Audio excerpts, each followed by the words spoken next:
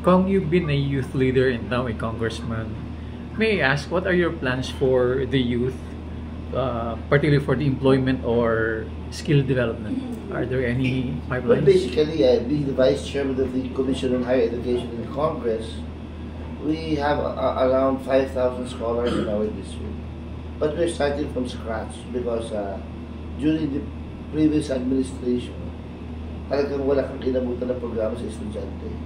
So right now, what we're doing, step at a time, one step at a time. Lahat ng mga estudyante dito sa ating distrito, libre po ang bagong uniform at sapatos.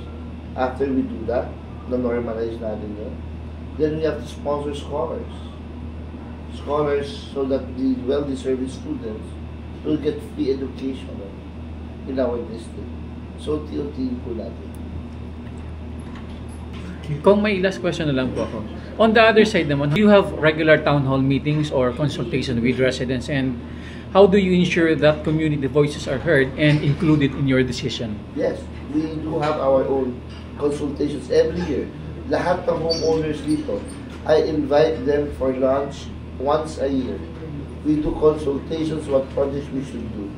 Because ako naniniwala akong public service must be equal. Even though you belong to the CD or the AB class, dapat may servisyo ka sa lahat. Sa CD, may programa na ako. Sa AB talaga mahirap. That's why I reach out to them. Through once a year, get-together lunch.